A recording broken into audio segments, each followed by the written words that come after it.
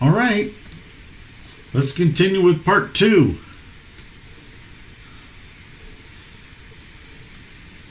Trying to get all my ducks in a row here. So here we go.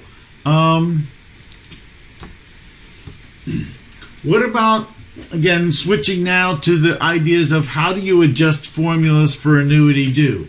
You take the formula for the future value of an annuity and then multiply it by 1 plus R.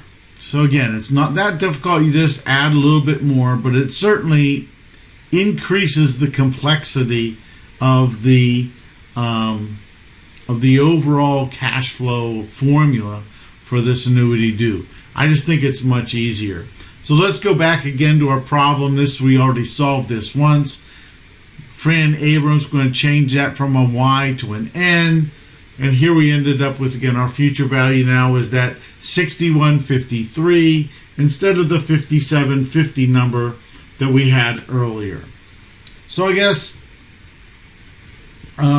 everything seems to work a little bit easier with the computer, so I don't want to spend a whole lot of time talking about formulas.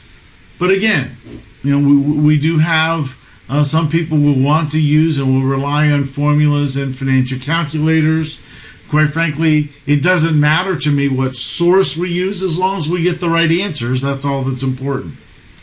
To do the present value of an annuity due, again, you take that present value of an annuity for the ordinary annuity formula and multiply it by 1 plus the required return. So again, there's that Braden Company. We're going to change it from Y to N, and now we find out in the end that the present value here is $3,018 rather than the amount that we had on that previous slide. So again, all it takes to change from ordinary annuity to annuity due is to change the Y to an N. Now, of course, when you move in and out of the spreadsheet, when you come back, you have to remember that you have to set that always. It's either Y or N. The perpetuity we talked about is an annuity with an infinite cash flow stream. The basic formula is the cash flow divided by the required return. But again, you know, I think this spreadsheet, although this formula is one of the easier and simplest spreadsheets that we're going to have, it's nice to be able to add some complications to some of our questions. So here's Ross Clark wants to endow a chair in finance at his alma mater. So the university indicated that it requires about $200,000 a year to support the chair. The endowment's going to earn roughly 10% per year. To determine the amount they have to give, we need to make the calculation, obviously, to find out ultimately what the investment needs to be.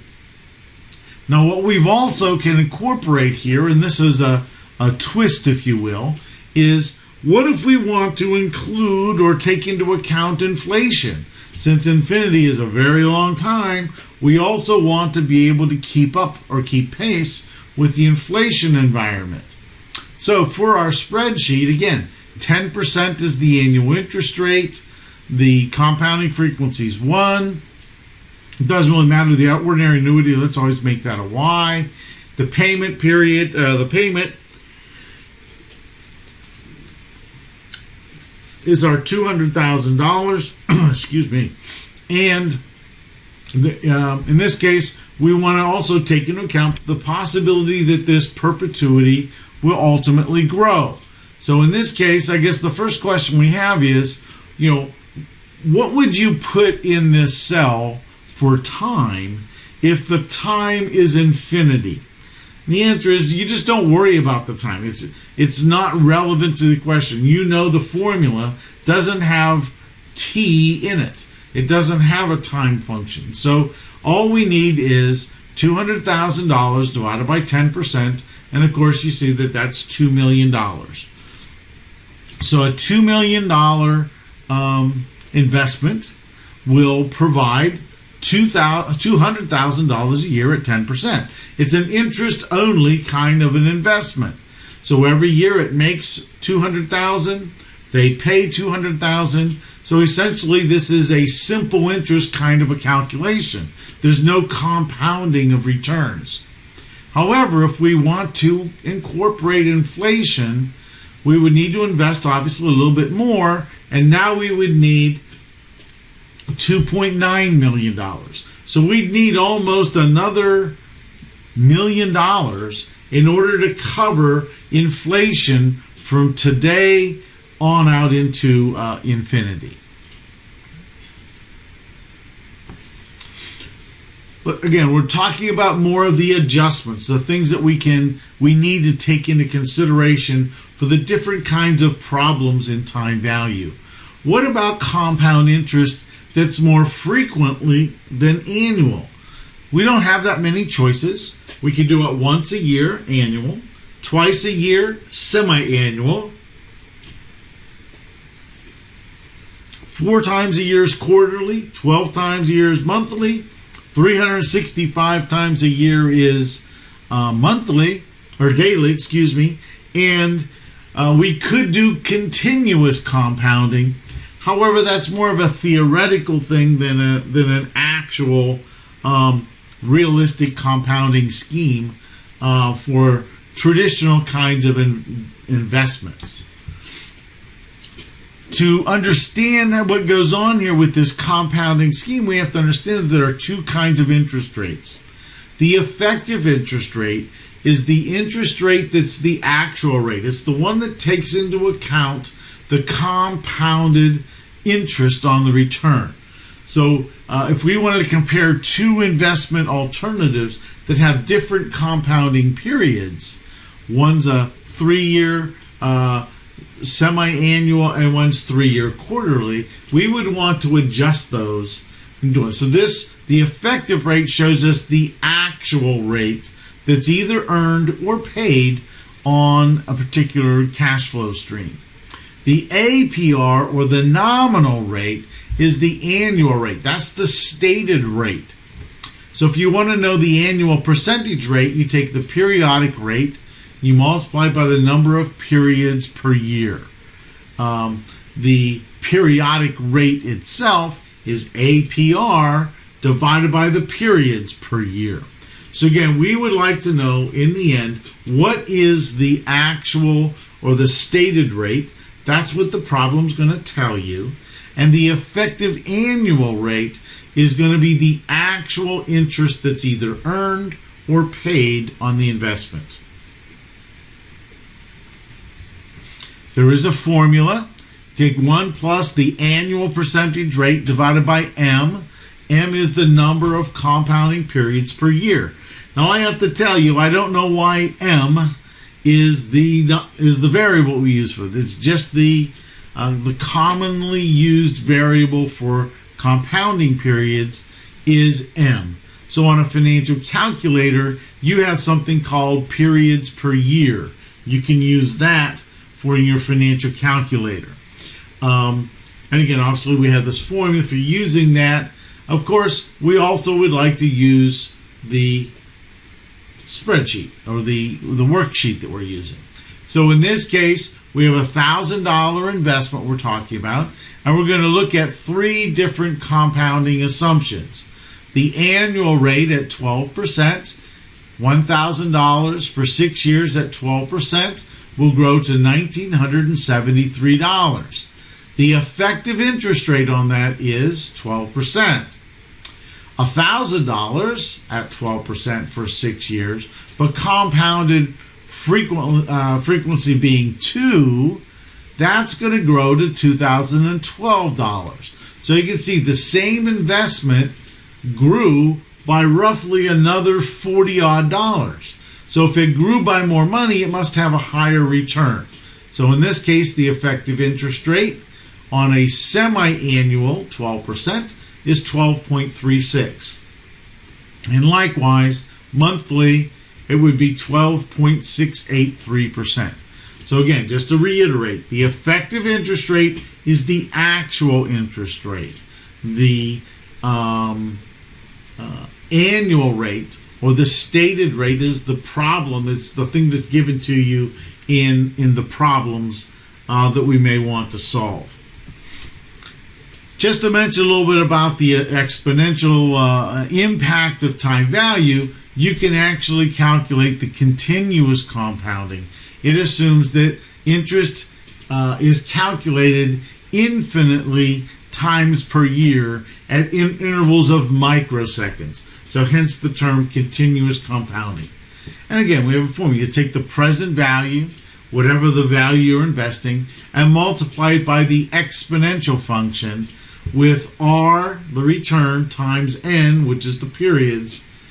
That's the rate that you would incorporate to calculate this continuous compounding. Just a little example, just talk a little bit about, add a little bit of a focus of ethics here. You know, I'm sure you've seen these. I know they're fairly familiar around my neck of the woods, and I really hate the fact that these businesses exist. I believe they take advantage of lots of people who are in desperate situations. But these are referred to your checking cash centers, right? Essentially, you know, they're give or take lots of these are just lots of lenders out there. They call them the payday advance lenders, and these guys just referring to one kind of company. The name of the company is Check into Cash. But a payday loan is obviously a small, unsecured, short-term loan, typically going to range from $100 to $1,000, and again, it's offered by one of these payday lenders. A borrower who rolls over the $100 loan for the maximum number of 4 times, right, is going to accumulate a total of roughly $75 in fee within a 10-week period. So if you annualize that, if you take into account the actual interest rate that's being paid, the actual interest rate being paid is 391%. So again, the people who utilize these are in desperate condition. They surely don't understand the interest that they're paying, because all they see is the charge, right? So again, I don't know what it is. $7.50 a time. So for $7.50, yeah, I'll do this, and it only costs me $7 a week. So that's not terrible. But when you start to incorporate that throughout the whole year, it's a huge interest rate that people are subjecting themselves to. So again, it's one of my pet peeves in life that I really just kind of drives me crazy about. So let's move on before I get too heated. We can talk about loans, right? We would like to be able to calculate the value of loan payments. We would like to incorporate some ideas about paying quicker and understanding how the payment stream works, right? I'm sure you know that when you pay off loans, you pay off in equal amounts. The challenge with these equal payments is they are not all tax deductible from a business perspective. The principal payback is not deductible from this respect as far as the interest is concerned. Only the interest payment is. So we want to be able to create a schedule that shows this. And of course, my worksheet is going to help us to understand how this all works, and we can see it pretty easily and pretty quickly. So here we borrow $6,000 at 10%. We're going to make 4 annual payments. We want to find the size of the payments and figure out, what the total financing costs are going to be, and in the end, the discount rate or the interest rate we're going to pay is 10%. So now we have to go to this loan analysis spreadsheet. If you go to the loan analysis spreadsheet, it's right next to the other thing. So here we're going to have, again, if I go back from our problem, it's $6,000, right? It's a 4-year loan. We're going to assume we're going to make 1 payment, right? The interest rate's 10%. We haven't talked about paying off quicker. So again, here you can see that $1,892 payment. Well, what if that's not a realistic kind of a loan. What if you made 12 payments per year? It's the same loan, except you're going to make 12 payments. So you change the payments per year from 1 to 12. So the monthly payments are going to be $152 a month. And if you can see here, the total financing cost actually went down. Well, why did it go down? It went down because interest is not counted on this huge amounts for the first year. It's calculated only on the first month, right? So change it back to 1304 is monthly, 1571 is annual. So again, making more payments reduces the total cost that we have. Let's switch then to the next slide, which then talks about the schedule. And again, this schedule is readily available. It says right here, you just scroll to the right and you'll find the schedule. We make $1,892 payments. The first payment, $600 goes to interest, $1,292 goes to principal, and after the first payment, we will now owe $4,707. What happens if we change it to monthly? Well, it converts that table into monthly payments, right? $152. It converts them into these monthly payments. And now the $152, the first one is $50. The next payment that we have then is, or the $102 is the principal reduction, and now we owe $58.97. One other question, just as we leave, because we're going to be leaving this chapter soon, is what if you wanted to put an extra little bit of money down? You don't like to make these $152 payments. So what if you said, I can really afford a $200 payment? So you put a formula in here. I want to make $200 total, and I'm going to pay $152 anyhow. So what will happen if I make that extra roughly $47 and some odd dollar payment? Instead of a 4-year loan, it would be a 2-year loan, and I'd ultimately end up saving $371 on this monthly payment plan. So we can look at and adjust the payments that we want for these particular types of problems. So that's the end of chapter 2. I hope you got something out of that. There's lots of useful personal things that you can analyze. We'll have some other things that I'll ask you to do along the way, just because I think it's important for us to understand what we're doing. So I'll see you in the next chapter.